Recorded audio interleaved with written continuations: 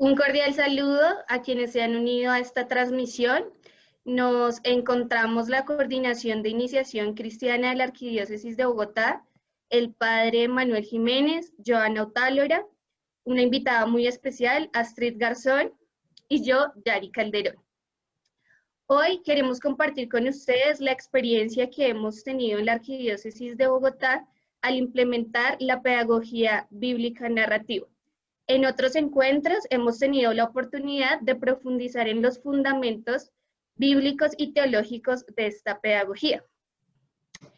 En la Arquidiócesis de Bogotá hemos tenido la oportunidad de implementar el itinerario y se quedaron con él, el cual consta de 3 etapas. Una primera denominada llamados a estar con él, la segunda etapa, el reino de Dios, y la tercera etapa, si alguno quiere venir detrás de mí. Bueno, Padre Manuel, cuéntenos cómo ha sido este proceso de implementación de la pedagogía y hace cuánto la estamos usando. Yari, gracias, y también a las personas de CONACED por estar aquí.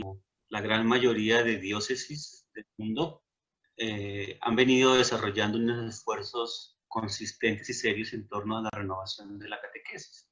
Es algo común, digamos, hoy día en la Iglesia, que manifestemos un deseo amplio de hacer la catequesis de un modo distinto y que tome esa connotación propia de un servicio a la iniciación cristiana. Digamos que ese es un factor también arquidiocesano, pero también común a la Iglesia universal. En ese contexto propio de Bogotá, se ha venido desarrollando lo que se llama el Plan E, que es un plan de evangelización. Y en ese plan de evangelización se hizo un discernimiento amplio y profundo en torno a la condición de nosotros los creyentes aquí en la ciudad. Y llegamos a identificar lo que se llama el problema focal, que se denominó en los siguientes términos: una débil adhesión a la persona de Jesús y a su proyecto del reino.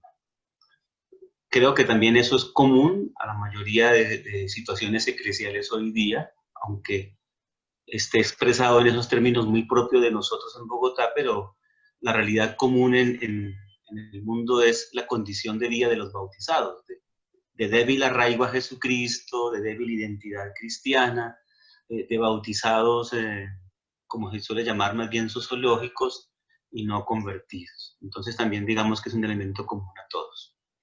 Y en ese camino entonces de renovación y de reconocimiento de la situación de nosotros los creyentes, la iniciación cristiana y en ella la catequesis tiene una prioridad fundamental, porque es el momento pedagógico pastoral donde se alimenta, se estructura, se consolida esa adhesión a la persona de Jesús. Y también algo común a todas las iglesias es privilegiar, priorizar la catequesis de adultos, porque a partir de ella se estructuran y se organizan las demás formas de catequesis en una comunidad cristiana, en una iglesia particular. Entonces, ese es un itinerario para adultos bautizados, como tú lo decías bien, con el interés de crecer, suscitar esa adhesión a la persona de Jesús, que es débil y frágil en nosotros, o lo que también en otros términos se llama acompañarnos para llegar al encuentro con Cristo, como lo solicita la Iglesia desde tiempo atrás, pero de manera particular el Papa Francisco en Evangelii Gaudium, que invita a que todos nos dejemos encontrar por Jesús, o que hagamos un esfuerzo sincero de encontrarnos con Jesús. E hicimos entonces en esa línea una revisión de cuál sería la pedagogía más propicia hoy, en la realidad de hoy, para las personas de hoy, que permitiera ir suscitando esa adhesión y ese encuentro con Jesús. Y desde hace mucho tiempo, como lo conversamos en los webinarios anteriores, existe esta búsqueda que se llama teología narrativa, exégesis narrativa, catequesis narrativa, que tiene una fuerza interna en ella misma, que es como una pedagogía, digamos, más mistagógica, más dialógica, más simbólica, que nos va permitiendo a todos, a través del encuentro con la palabra, particularmente la escritura, adherirnos a Cristo. Entonces es una opción que ya, digamos, la investigación teológica, la investigación pastoral, la realidad misma, como lo tuvimos ocasión de conversarlo antes, muestra una, de pronto la palabra no es tan adecuada, pero sí aplica, muestra una eficacia, digamos, pedagógica para acompañar ese proceso con la persona de Jesucristo. Entonces hemos venido acudiendo a esta pedagogía y construyendo unos instrumentos de trabajo orientados a esa intención. Muchas gracias, Padre Manuel. Bueno, en esa línea, usted que ha estado desde el principio en la construcción de este itinerario y de la pedagogía, ¿nos podría contar cómo se enteró de este modelo y por qué llamó su atención? Bueno, desde hace muchos años que yo realicé mis estudios en teología pastoral y catequesis en la Pontificia Universidad Salesiana de Roma, tuve noticia de esa búsqueda de la narrativa, particularmente en la catequesis, y tuve acceso a algunos estudios y algunos documentos con los cuales pues yo quedé ya desde ahí inquieto en esa perspectiva. Y la vida nos llevó a coincidir con el profesor José María Siciliani, que ustedes también ya conocieron en otros webinares, donde él trabaja y tiene una fuerza amplia de investigación en lo que es la teología bíblica narrativa. Y él también hace parte de la Sociedad de Catequetas de América Latina junto conmigo. Y en varias ocasiones él tuvo la oportunidad de compartir con todos la fuerza espiritual, la fuerza interior, la fuerza de adhesión que trae esta pedagogía bíblico-narrativa para el encuentro con Jesús. Y entonces desde el instante en que de nuevo me llamaron en la arquidiócesis a acompañar estos procesos de renovación de la organización cristiana, y conversé con él y lo invité a que construyéramos una propuesta basada en esa teología, en esa exégesis y en esa catequética para la arquidiócesis de Bogotá, pero la inquietud por la teología bíblico-narrativa viene de los años 70. Hay un texto que se reconoce como un texto fundante en esto de Jean-Baptiste Metz, cuando habla que toda la teología debe ser narrativa y cuando habla que toda la pastoral debe ser igualmente narrativa. Y entonces desde ahí nos dimos a la tarea, junto con el equipo de iniciación cristiana, contigo Yari y con Joana, armar un equipo de trabajo, un grupo de asesores, entre los cuales está Astrid. Ella después les contará de qué manera nos ha colaborado en esto. Y hemos tenido también la ocasión hace poco de compartir con otra cantidad de estudiosos en Colombia y en el mundo que vienen trabajando esta pedagogía bíblica narrativa orientada al encuentro con Jesús. Bueno, muchas gracias, Padre. Ya usted nos ha comentado sobre la fuerza de adhesión a la persona de Jesús que esta pedagogía suscita. Quisiera, Joana, que de pronto en esa misma línea nos comentaras cómo esta pedagogía, contrastándola con otros métodos tradicionales de hacer catequesis, se diferencia. Bueno, muchas gracias, Yari. Yo pienso que una de las diferencias fundamentales que encontramos en la pedagogía narrativa es que es una pedagogía dialógica, una pedagogía que nos permite encontrarnos con el otro frente a frente, encontrarnos sin que haya una distinción fuerte, por ejemplo, entre catequista y catequizando. Nosotros acá, por lo menos, desde el lenguaje también hemos intentado hacer cambios.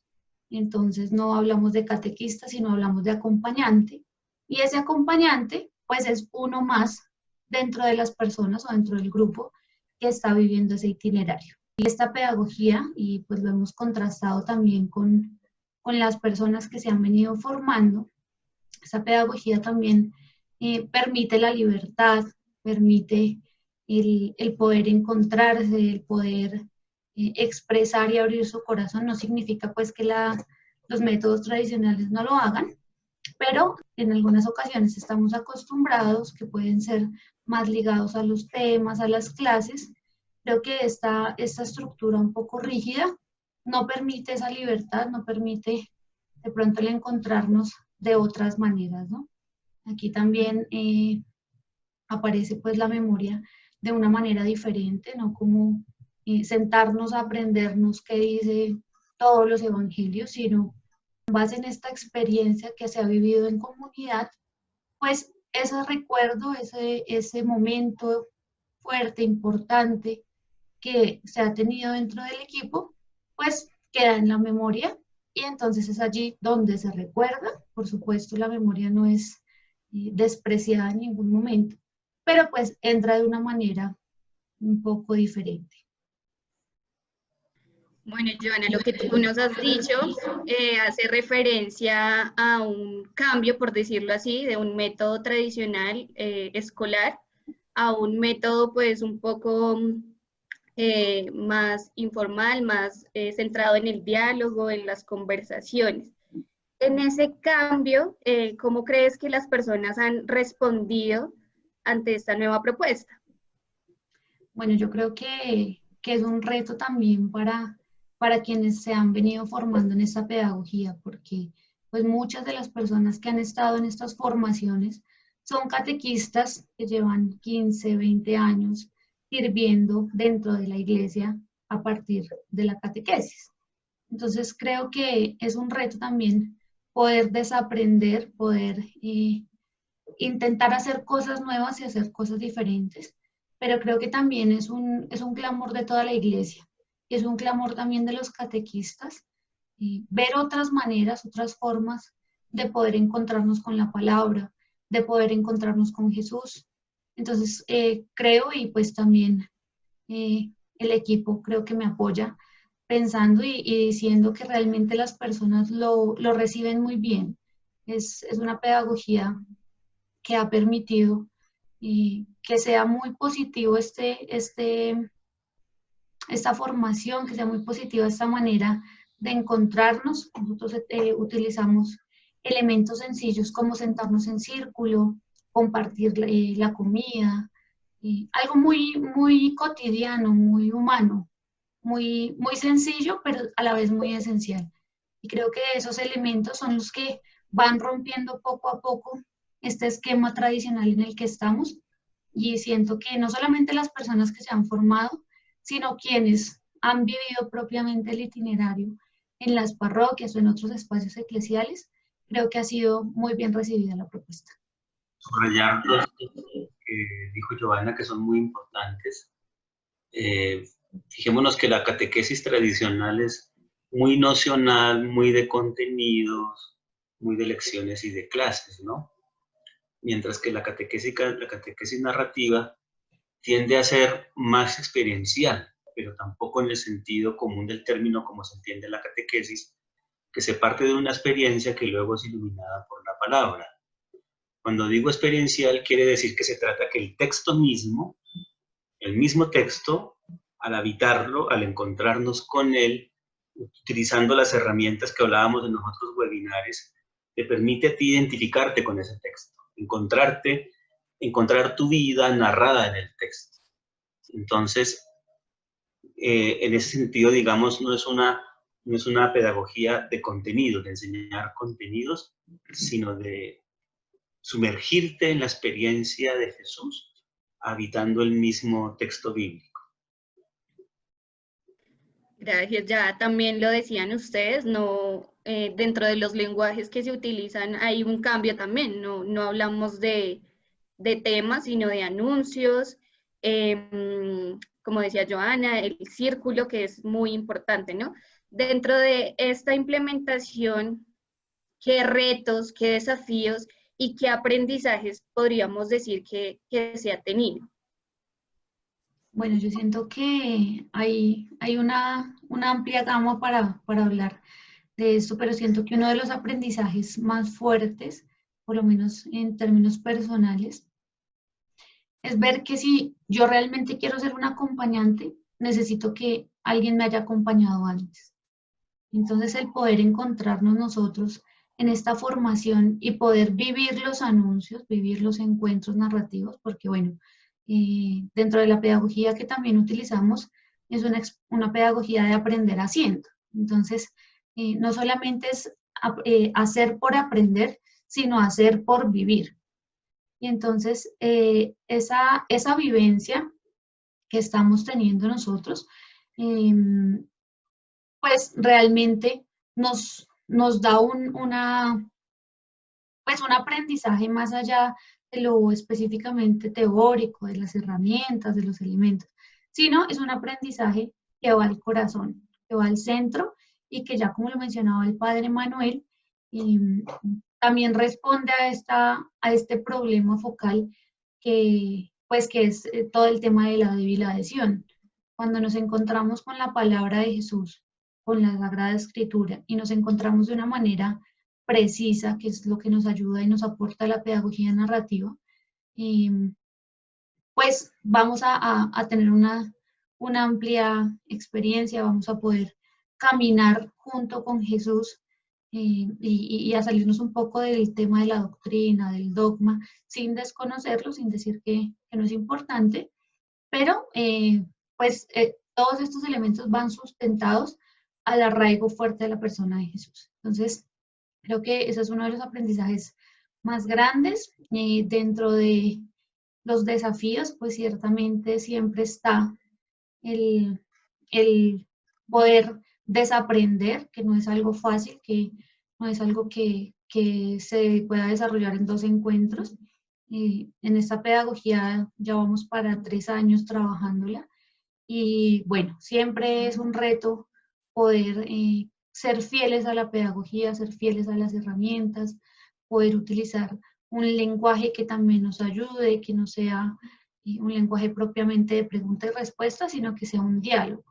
Cuando se encuentra ese diálogo, entonces el encuentro narrativo se torna de una manera mucho más amplia, mucho más sentida, dinámica, alegre. Quisiera complementar esto que ha dicho Joana, y es que es una pedagogía que está al alcance de cualquier persona, no se necesitan conocimientos o haber hecho un estudio muy riguroso sobre teología o sobre exégesis narrativa.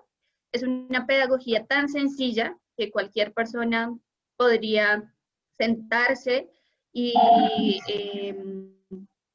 con su Biblia y con un grupo de personas, y pues después de haber estudiado las herramientas, ¿no? Hacerle preguntas al texto, introducirse propiamente. Joana y yo somos trabajadoras sociales, Astrid es ingeniera y nos hemos introducido en estas pedagogías y hemos visto pues que también hay una fuerza dentro de esa sencillez, ¿no? Ver cómo es posible confrontar mi historia personal con la historia de la salvación, con la historia de la iglesia y con la historia del mundo, trae una fuerza que trasciende y que va preguntándonos sobre nuestras vidas y que de una u otra manera nos va llevando a asumir posturas personales y cristianas ante el mundo, ¿no? En esa misma línea, pues ha surgido una necesidad al implementar la pedagogía, y es que las personas que participaban de los encuentros sentían como esa necesidad de oración, ¿no? Entonces, allí pues nos unimos junto con la Escuela Salmos, tuvimos la oportunidad de conocer a Astrid, quien nos ha acompañado en la pedagogía, en la implementación y en la inclusión de las prácticas contemplativas en la pedagogía narrativa. Astrid, cuéntanos por qué crees que es importante introducir estas prácticas dentro de la pedagogía narrativa. Bueno, si bien es cierto, cuando uno está frente al texto en la sencillez que tú escribías, pues empieza a operar, digamos, como en ese encuentro, como un silenciamiento de alguna manera. Pero lo que la experiencia de este acompañamiento que he tenido con la iniciación cristiana me ha dejado es que así como es sencillo, no es fácil desaprender, y aquí no es fácil silenciarse. Las prácticas contemplativas, de algún modo, lo que nos permiten o nos ayudan es a irnos ejercitando en el poder entrar en el silencio, en el superar de alguna manera pues lo que normalmente tenemos como ideas o emociones o sensaciones o imágenes o recuerdos o teorías, en fin. Decía el cardenal Robert Sara en La fuerza del silencio que el lenguaje de Dios es el silencio. Entonces, cuando nosotros nos disponemos incluso a leer el texto, si tenemos esos conocimientos previos, esos conceptos previos, esos roles adquiridos, pues nos impiden el encontrarnos con Él, el habitar el texto, el encontrarnos con los otros, el abrir nuestro corazón a la acción del Espíritu Santo. Entonces, si bien es cierto, la oración posterior que hagan las personas, de acuerdo pues a la profundidad que en ese momento han recibido por el texto mismo, pues la idea es ayudar mediante la inclusión de las prácticas de manera pues directa.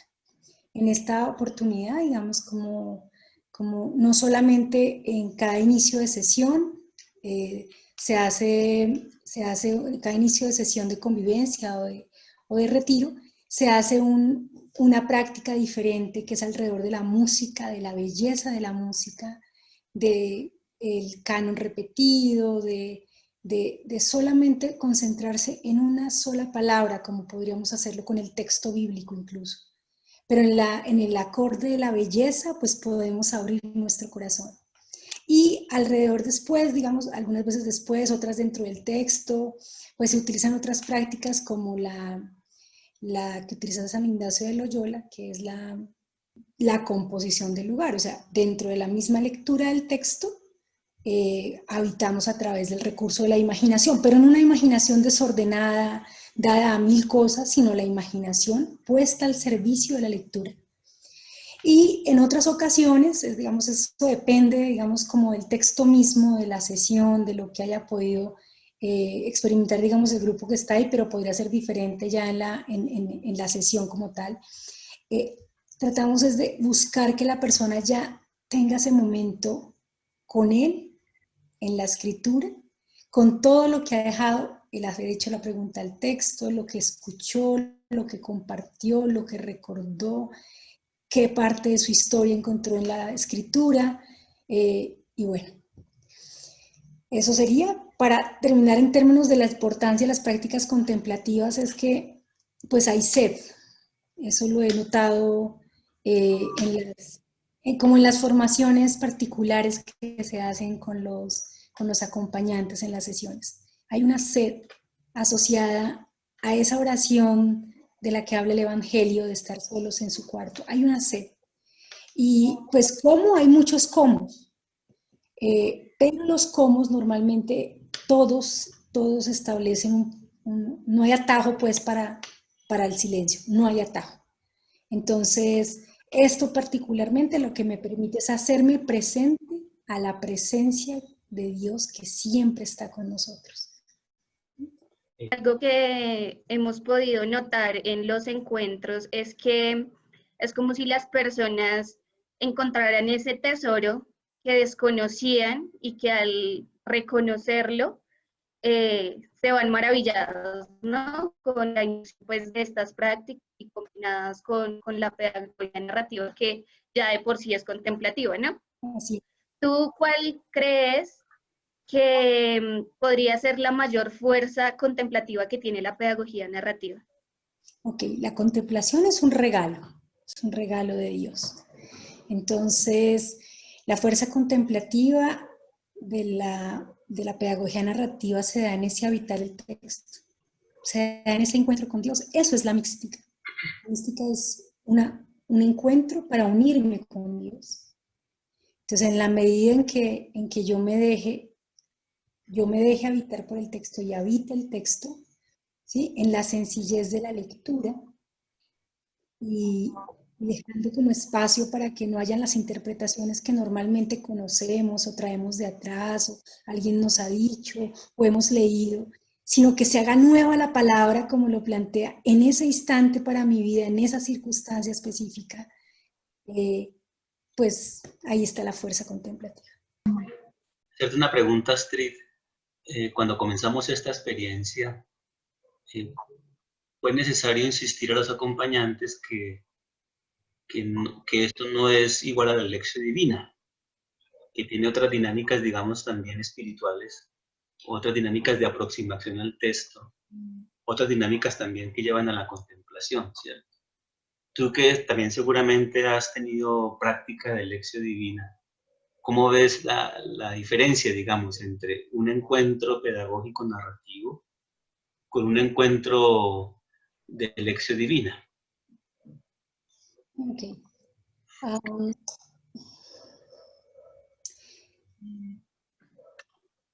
Pues la lección divina tiene unas preguntas ya intencionadas sobre el texto, ¿sí? Me dice, que dice, que me dice.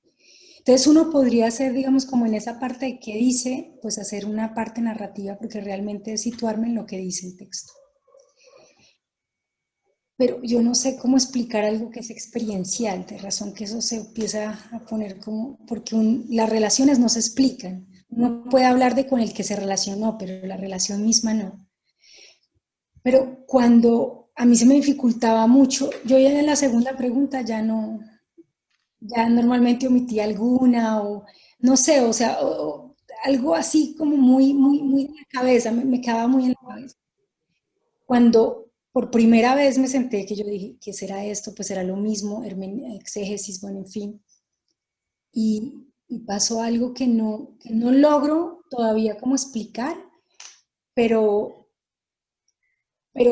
y como la fuerza del texto sin necesidad de entenderlo, era como si abriera, luego yo hacía las preguntas normales, escuchaba a la gente lo que estaba suscitando, entonces yo decía, no se trataba de mí, por ejemplo, mucho, sino que era como una experiencia interior sin hablar de mí, de mis cosas, y de mi memoria, y de mi imagen, y mis recuerdos. Entonces, no sé cómo es, lo natural, entonces no te puedo decir cómo fue exactamente, pero lo que sí sé es que más rápido me llega al silencio.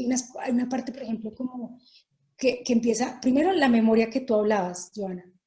La memoria acá siempre se sirve no para pensar en mí, sino que relaciona otros textos de un enriquecimiento que uno decía, alguna vez lo escuché, yo nunca me aprendo nada de memoria, pero aparecen, surgen de repente. Eso, y lo segundo es, por ejemplo, como la atención que he visto alrededor de la pedagogía entre nosotros. O sea, no son como discursos atañidos al texto, trayendo mucha explicación sobre el texto, sino lo que se hace es como el texto mismo, como es el centro, no el centro de lo que se dice, sino el centro del texto. Entonces nos ubica mucho como en la apertura al otro, a lo que dice, es como si hubiera un solo hablante, un solo escuchante, pero que todos nos estamos intercambiando. Es lo que he vivido, o sea, tal vez no quede muy bien expresado y ojalá me alegraría si no, porque pues yo les digo, las relaciones no se explican de la forma en que se explican las teorías. Es eso. Yo quisiera complementar algo frente a lo que estaba hablando Astrid, del tema de las prácticas contemplativas. Y es algo que siempre me ha llamado mucho la atención cuando hablamos de este tema. Y es que a veces pensamos que la meditación o la contemplación es una cosa que se queda para los monjes que están en clausura en un lugar apartado y que están como de alguna manera desconectados de la realidad. Cuando yo conozco pues este tema de la contemplación, de las prácticas, porque si bien nosotros dentro de la pedagogía y dentro del itinerario tenemos prácticas contemplativas y hemos ido formando a la gente para tener prácticas, pues no es propiamente contemplación. Son algunos elementos que nos van llevando, pero tanto las prácticas contemplativas como la misma pedagogía narrativa se aprenden haciendo. Entonces, para mí ha sido muy valioso el saber que no necesito estar en un convento encerrada para poder estar en mi cuarto 15 minutos con unas posturas, con unas herramientas que de pronto en otro encuentro podemos profundizar un poco más, pero que con unas cosas muy sencillas que no necesitamos ni siquiera dinero para tener sillas especiales, nada de eso, es con lo que hay en la casa, poder centrarse y poder irse encontrando con ese silencio que es un silencio, que es un encuentro en otra dimensión muy distinta a la que de alguna manera estamos acostumbrados. Y algo que sí ha salido en algunas formaciones, porque bueno, uno de los elementos que se retoman es el tema de la respiración, por ejemplo. Entonces, algunas personas creen que por tomar y hacer una respiración consciente de unas maneras específicas ya puede ser yoga, ya puede ser cosas de la nueva era, y realmente no. No sé, Astrid, si quisieras compartirnos un poco Ok. más de esta tensión que a veces Gracias encontramos.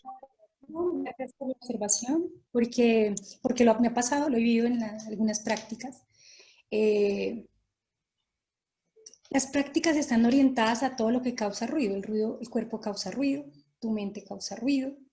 Entonces, pues, si tengo que, de las cosas más sencillas, y lo he visto por mi sobrinita, es que pues, la postura de alguna manera no incomoda, entonces no tienes que pues, molestarte en la postura, pero pues si algunas personas no pueden hacer ciertas posturas porque no son obligatorias, lo que se gana en esa postura es que definitivamente puedes permanecer los 20 minutos de los que hablas. ¿Sí? Ese es, por ejemplo. Lo otro es la respiración. Entonces, pues ser consciente de la respiración. Pues yo no creo que no haya un padre de la iglesia que no fuera consciente de la fuerza del aliento, ¿sí? Pues manifestado en el Antiguo Testamento, fue lo primero que hizo nuestro Señor cuando se dejó ver de los apóstoles, ¿sí? Pues obviamente la sincronía con el nombre del Espíritu Santo en otros idiomas, pues tiene que ver con la respiración. Y si nos damos cuenta, pues no tenemos que hacer nada para respirar, solamente disfrutar de ese regalo. Entonces, cuando uno se enfoca de alguna manera, sí permite no solamente concentración, sino que es un regalo dado. Y básicamente, estas prácticas contemplativas lo que me enseñan a hacer es pasivo. En una sociedad que nos impone todo el tiempo estar tan activos y tan protagonistas de todo, la pasividad ya parece como algo mal visto. Y en el encuentro con el Señor, la pasividad, la receptividad, la disposición, pues son verbos que no podemos reemplazar. No podemos reemplazar. Entonces, yo les decía en una charla que una persona estaba muy preocupada pues porque tienen otras manifestaciones, esas cosas a las que tú te refieres, yoga, lo que sea. Decía, todos debemos respetar los caminos espirituales en que se encuentren las personas.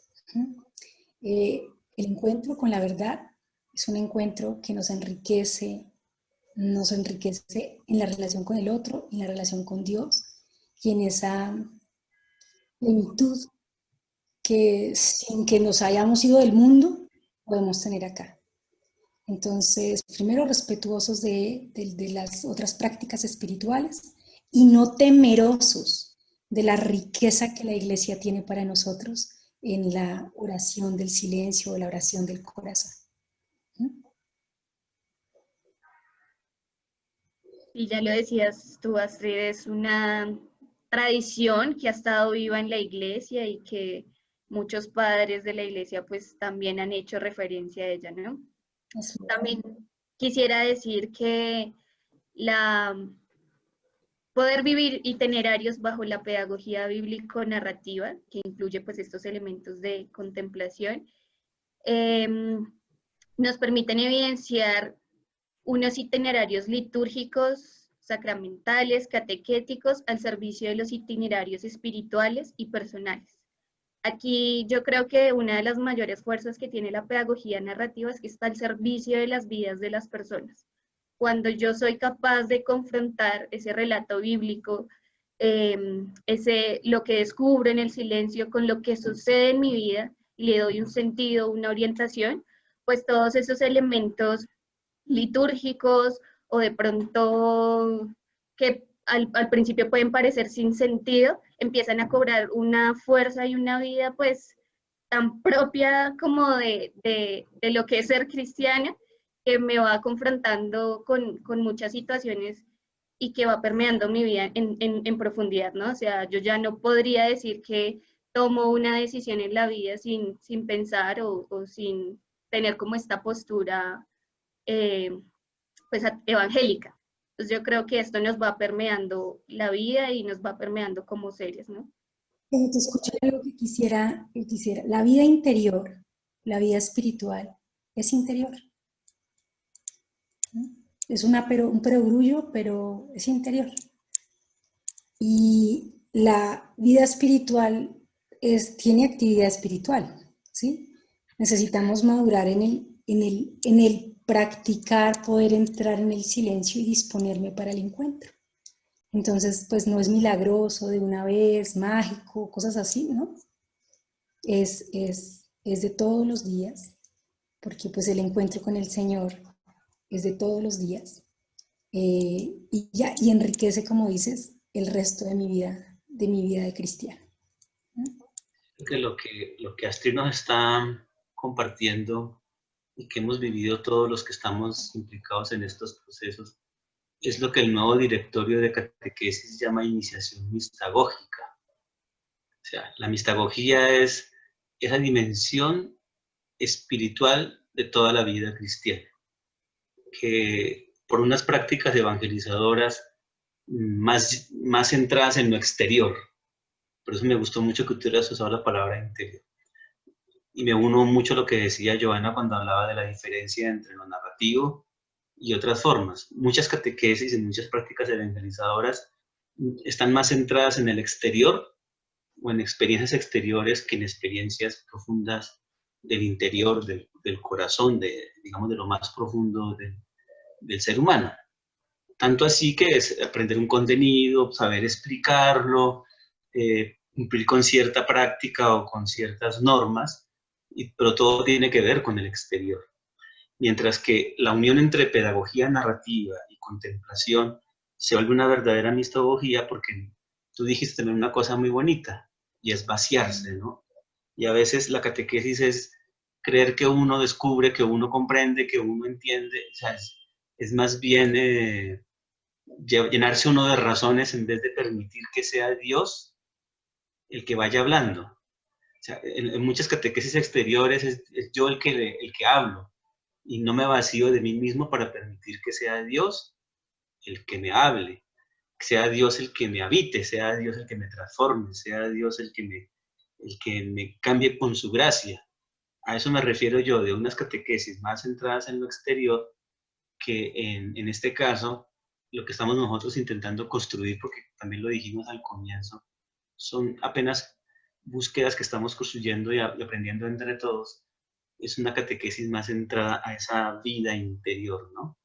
Creo que también es importante remarcar ese hecho. Y yo también siento que, pues que si bien este es un proceso comunitario, es muy importante porque no, si bien yo puedo aplicar la pedagogía narrativa sola en mi casa pues con un texto bíblico, y la fuerza también que tiene esta pedagogía es una fuerza netamente comunitaria, que la fe pues tiene esa doble dimensión, ¿no? Personal y comunitaria. Entonces yo también creo que el ir a lo esencial va respondiendo también a esta doble dimensión, va respondiendo a mi inquietud personal, a mi búsqueda de sentido, a mis intereses personales, pero también va respondiendo a lo que comunitariamente estamos buscando y estamos en camino. También hablamos en este mismo sentido del itinerario y del proceso. Como este itinerario es un itinerario muy general, pero que a lo largo de ir viviendo este itinerario, cada persona va viviendo su proceso y cada uno va tomando los elementos que también van respondiendo a su historia de vida, a sus necesidades, a sus intenciones. Y entonces, este itinerario también, pues ya Yari lo mencionaba al inicio, con estas 3 etapas, y esas 3 etapas, nuestra propuesta inicial es que se vivan encuentros cada 15 días. Por tanto, si fuéramos rigurosos, por así decirlo, viviendo cada 15 días estos encuentros de 3 etapas, aproximadamente el itinerario duraría 3 años. Pero como es un itinerario, como es un camino de personas, no de robots, ¿no?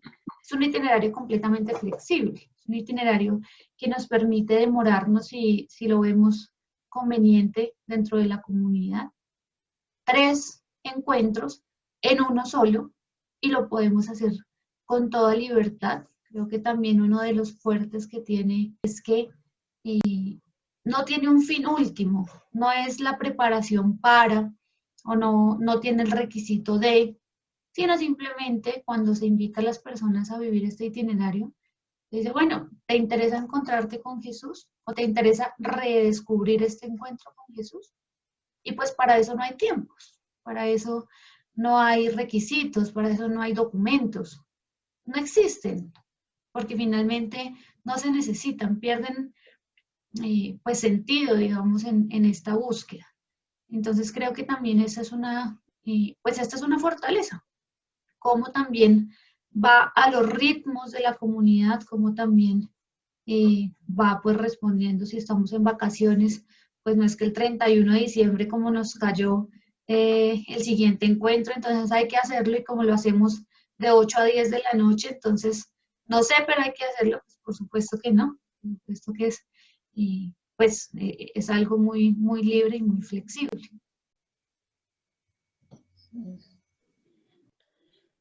Bueno, hemos llegado al fin de este conversatorio. Vemos que cada una de las cosas que hemos hablado daría para otro encuentro más. Los invitamos a profundizar y a que comprueben por ustedes mismos cómo vivir la pedagogía narrativa nos lleva a tener un verdadero encuentro con Cristo. Por eso pues también los invitamos a que puedan construir itinerarios basados en esta pedagogía. Entonces, no siendo más, les agradecemos por haber participado en este encuentro. Le damos gracias a Astrid por habernos acompañado, el padre Manuel, a Joana. Muchas gracias, hasta luego. Muchas gracias, hasta luego. Gracias a todos por estar con nosotros. Y hasta pronto.